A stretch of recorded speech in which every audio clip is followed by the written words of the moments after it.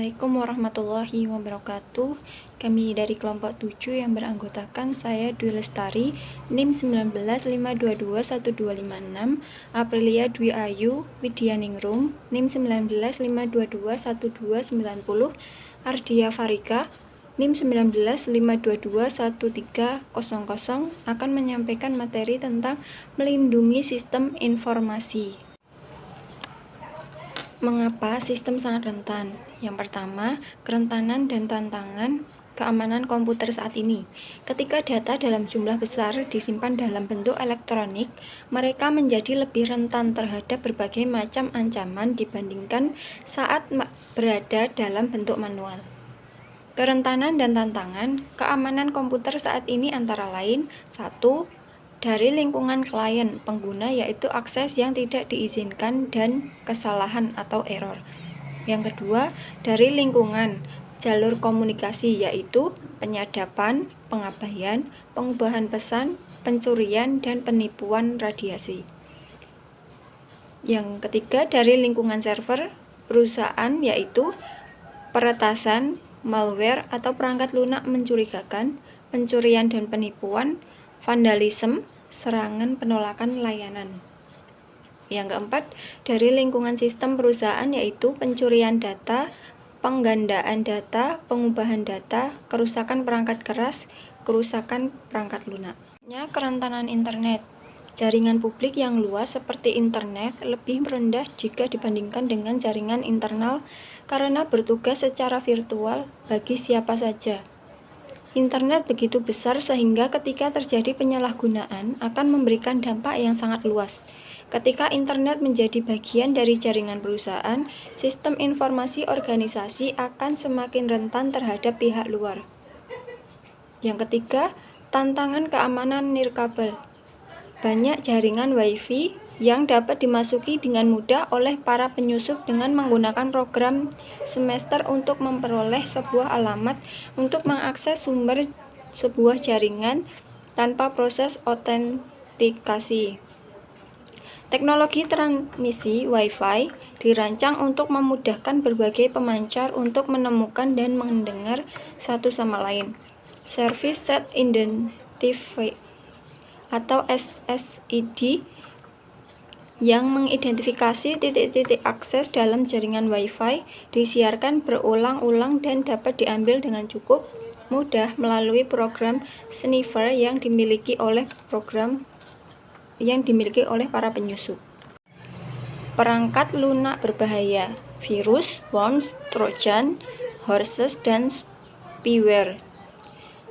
Virus komputer adalah sebuah program perangkat lunak berbahaya yang meningkatkan dirinya pada program perangkat lunak atau arsip data yang akan dijalankan, biasanya tanpa sepengetahuan atau izin pengguna. Selanjutnya, worm. Worm merupakan program perangkat lunak independen yang menggandakan diri sendiri dari satu komputer ke komputer lainnya melalui sebuah jaringan. Selanjutnya, Trojan Horse adalah program perangkat lunak yang awal kemunculannya begitu jinak, kemudian berubah menjadi sesuatu yang tidak diharapkan.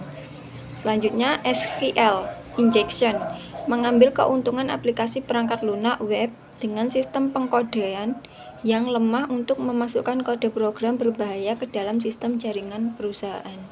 Kejahatan komputer. Seorang peretas atau hacker adalah individu yang berkeinginan untuk memperoleh akses tanpa izin dari sebuah sistem komputer. Dalam komunitas peretasan, istilah cracker umum digunakan untuk menyebut peretas dengan niat kriminal. Walaupun dalam media publik istilah hacker, cracker digunakan bergantian. Selanjutnya, spoofing dan sniffing. Hal yang termasuk spoofing membuat tipuan, antara lain yaitu menggunakan tautan web ke sebuah alamat yang dituju dengan adanya penyamaran situs dari tujuan yang diinginkan. Sniffer adalah sebuah program penyadapan yang memantau informasi melalui sebuah jaringan. Selanjutnya, serangan denial of service.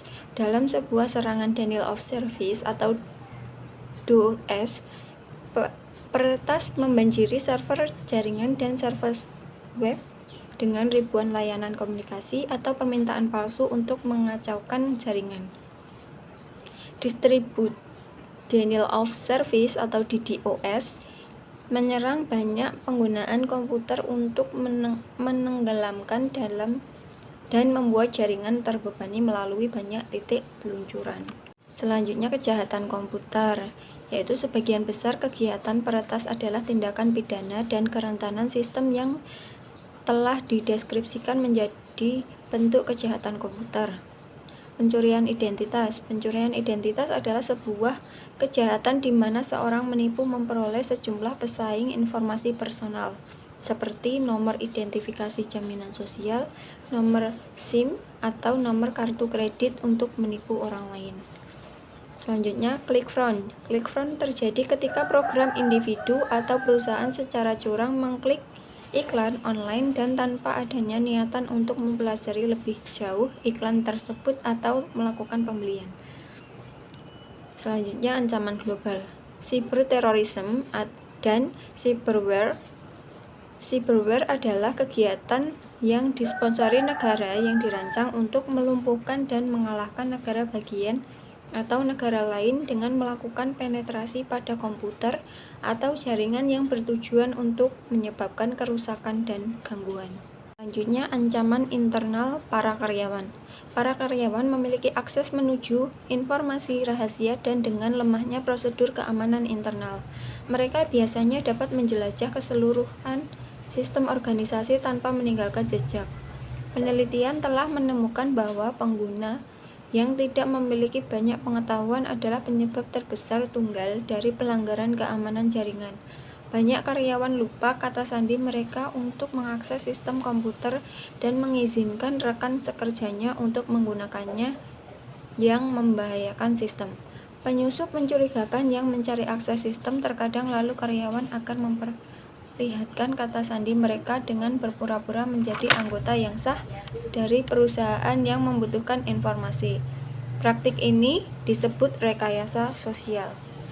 Selanjutnya, kerentanan perangkat lunak.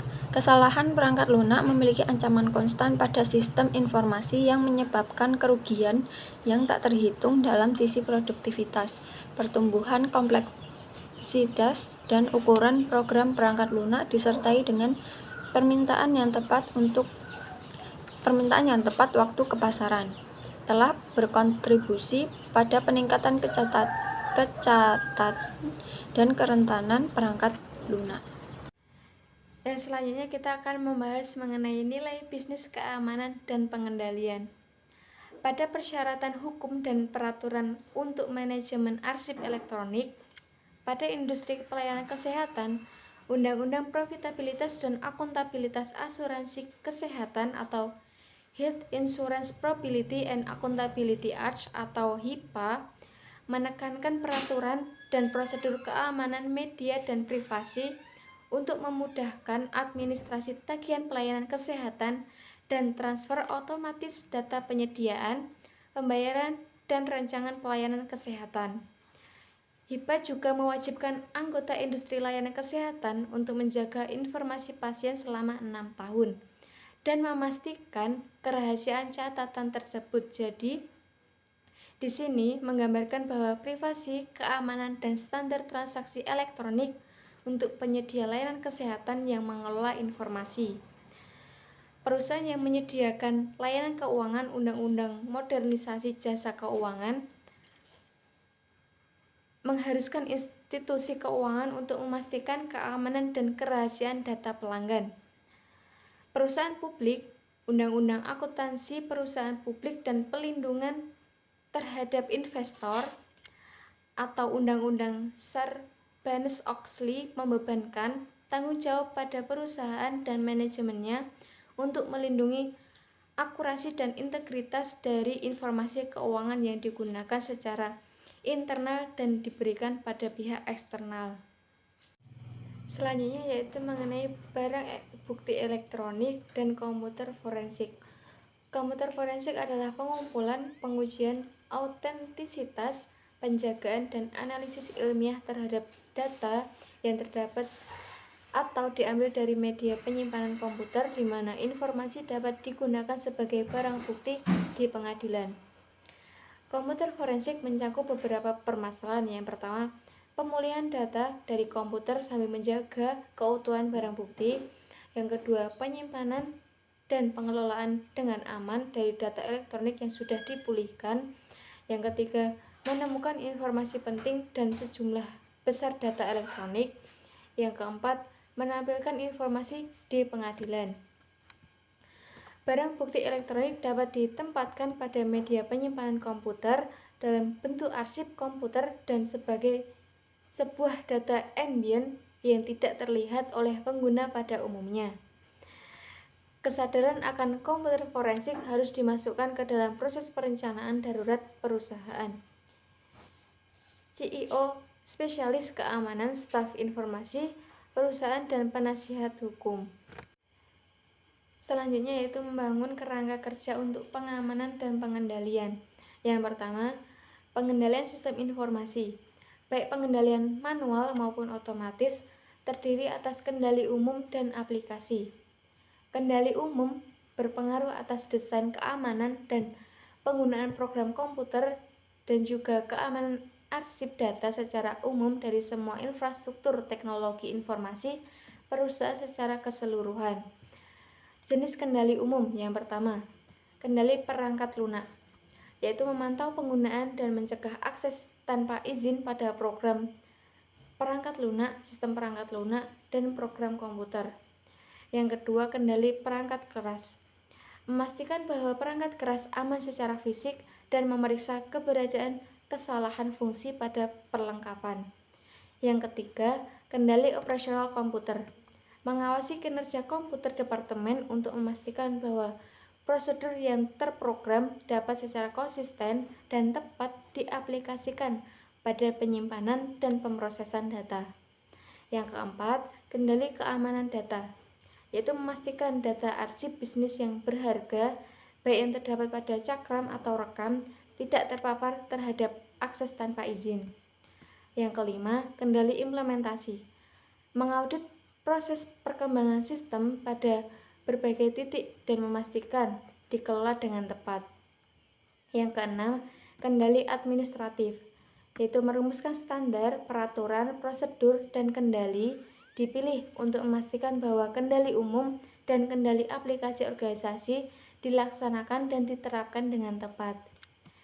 Kendali aplikasi adalah pengendalian khusus fisik perangkat keras aplikasi yang terkomputerisasi, seperti proses pembayaran dan juga pemasaran.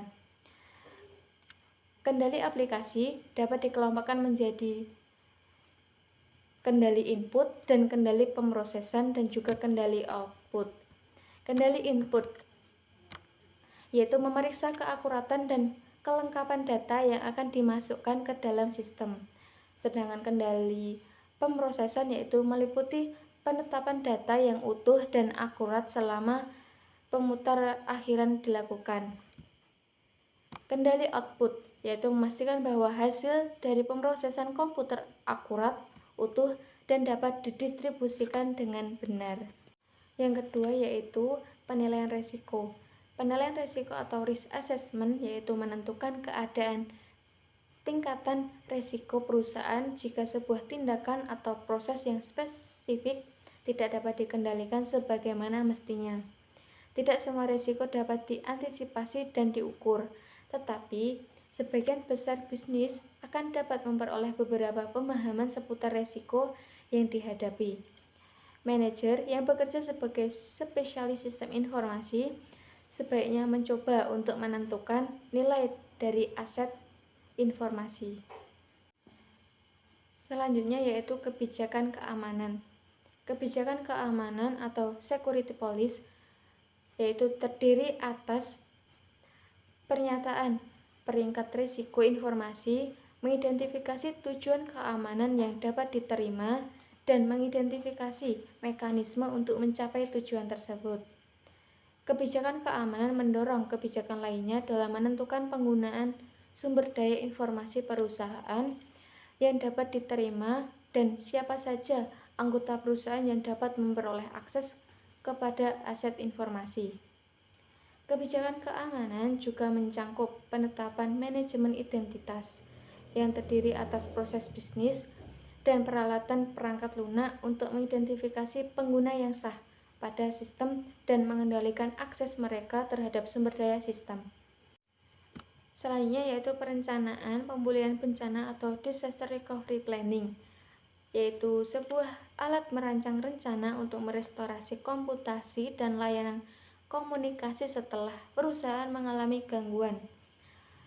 Perencanaan pemulihan bencana memiliki fokus utama pada masalah teknis dalam hal menjaga dan membentuk sistem tepat berjalan. Sedangkan perencanaan kesinambungan bisnis atau business continuity planning yaitu memiliki fokus pada bagaimana perusahaan mengembalikan operasional bisnis setelah terjadinya bencana. Perencanaan kesinambungan bisnis itu mengidentifikasi proses saat sistem tidak bekerja. Yang terakhir yaitu peran auditing. Audit sistem informasi manajemen yaitu memeriksa lingkungan keamanan keseluruhan perusahaan sebagaimana mengendalikan pengaturan sistem informasi individu. Auditor sebaiknya menelusuri aliran transaksi pada sistem dan melakukan pengujian jika sesuai perangkat audit otomatis. Audit sistem informasi manajemen harus memeriksa kualitas data. Yang selanjutnya adalah teknologi dan sarana untuk melindungi sumber-sumber informasi. Yang pertama, manajemen identitas dan autentisitas. Autentisitas mengacu pada kemampuan untuk mengetahui apakah seorang pengguna adalah seperti yang diakuinya, yang dibuktikan dengan menggunakan kata sandi yang hanya diketahui oleh pengguna yang berwenang. Ketika karyawan harus mengubah kata sandi yang rumit berulang-ulang, mereka biasanya akan membuat jalan pintas, yaitu dengan membuat kata sandi yang mudah ditebak atau menyimpan kata sandi di kantor. Teknologi autentisitas terbaru mengatasi beberapa permasalahan tersebut, yaitu dengan menggunakan yang pertama, token. Token merupakan sebuah perangkat fisik yang mirip dengan kartu identitas yang dirancang untuk menjamin identitas pengguna tunggal. Yang kedua, kartu pintar. Kartu pintar merupakan sebuah perangkat seukuran kartu kredit yang di dalamnya memuat chip yang telah diformat dengan informasi izin akses dan data lainnya. Yang ketiga, autentisitas biometrik, menggunakan sistem yang dapat membaca dan menerjemahkan sifat perorangan manusia, seperti sidik jari, selaput pelangi, dan suara untuk mengizinkan atau menolak akses. Dalam sebuah sistem informasi diperlukan perlindungan terhadap malware dan penyusup yang jika terhubung dengan internet akan sangat berbahaya. Maka dari itu, diperlukan perlindungan untuk sistem informasi. Di antaranya adalah sebagai berikut. Yang pertama adalah firewall. Firewall mencegah pengguna yang tidak berwenang untuk mengakses jaringan private. Firewall merupakan sebuah kombinasi dari perangkat keras dan perangkat lunak untuk mengendalikan aliran masuk dan keluar lalu lintas jaringan. Yang kedua adalah sistem deteksi gangguan. Sistem deteksi gangguan mengutamakan alat pemonitor penuh waktu yang ditempatkan pada titik-titik paling rentan dalam jaringan perusahaan untuk mendeteksi dan menghalangi penyusup secara terus-menerus. Yang ketiga adalah perangkat lunak antivirus dan anti-spyware. Perangkat lunak antivirus mencegah, mendeteksi, dan memindahkan malware, termasuk virus komputer, worms komputer, trojan horse, spyware, dan adware. Namun, kebanyakan perangkat lunak antivirus hanya efektif terhadap malware yang telah diketahui sebelumnya. Yang selanjutnya adalah enkripsi dan kunci infrastruktur publik. Enkripsi merupakan sebuah proses transformasi teks dan data biasa menjadi teks bersandi yang tidak dapat dibaca oleh siapapun kecuali pengirim dan penerima data yang dituju. Data dienkripsi menggunakan kunci numerik rahasia yang disebut dengan kunci enkripsi. Terdapat dua metode untuk melakukan enkripsi lalu lintas jaringan pada web. yaitu yang pertama adalah Secure Socket Layer atau SSL dan penerusnya Transport Layer Security atau TLS, memungkinkan komputer klien dan server untuk mengelola kegiatan enkripsi dan deskripsi saat mereka berkomunikasi satu sama lain selama sesi web yang aman berlangsung. Yang kedua, Secure Hypertext Transfer Protocol atau SHTP adalah sebuah protokol yang digunakan untuk enkripsi data melalui internet, tetapi terbatas pada pesan individu, di mana SSL dan TLS dirancang untuk membangun koneksi yang aman antara dua komputer. Menjaga ketersediaan sistem. Ketika perusahaan banyak menggantungkan pendapatan dan operasionalnya pada penggunaan jaringan digital, mereka perlu mengambil langkah tambahan untuk memastikan bahwa sistem dan aplikasi mereka selalu tersedia. Sistem komputer fault toleran terdiri atas perangkat keras, perangkat lunak, dan komponen daya listrik yang berlebih untuk menciptakan suatu lingkungan yang memberikan layanan berulang-ulang tanpa gangguan. Toleransi kesalahan juga harus dibedakan dengan high availability computing, baik toleransi kesalahan atau komputasi dengan ketersediaan tinggi berusaha meminimalkan terjadinya penghentian sistem yang mengacu pada periode waktu di mana sistem tidak bekerja. Yang selanjutnya adalah isu keamanan terhadap cloud computing dan mobile digital platform. Walaupun cloud computing dan perkembangan mobile digital platform memiliki potensi yang memberikan keuntungan yang besar, keduanya mempunyai tantangan dalam hal keamanan dan keandalan, yaitu yang pertama, keamanan cloud computing. Cloud computing sangat terdistribusi karena berada di pusat data dan server yang sangat jauh yang menyediakan layanan bisnis dan manajemen data untuk banyak klien korporasi. Sifat cloud computing yang berpencar-pencar membuatnya sulit untuk melacak aktivitas-aktivitas yang tidak sah. Pengguna layanan cloud computing perlu menginformasikan di mana data mereka disimpan dan dilindungi pada tingkat seperti apa untuk memenuhi persyaratan perusahaan mereka. Yang kedua, mengamankan platform mobile. Perusahaan sebaiknya memastikan bahwa kebijakan keamanan perusahaan termasuk perangkat mobile dengan detail tambahan bagaimana perangkat mobile didukung, dilindungi, dan digunakan. Perusahaan sebaiknya juga mengenkripsi komunikasi jika memungkinkan. Semua pengguna perangkat mobile disarankan untuk menggunakan fitur kata sandi yang ditemukan di setiap smartphone. Sekian presentasi yang dapat kelompok kami sampaikan. Kurang lebihnya kami mohon maaf. Wassalamualaikum warahmatullahi wabarakatuh.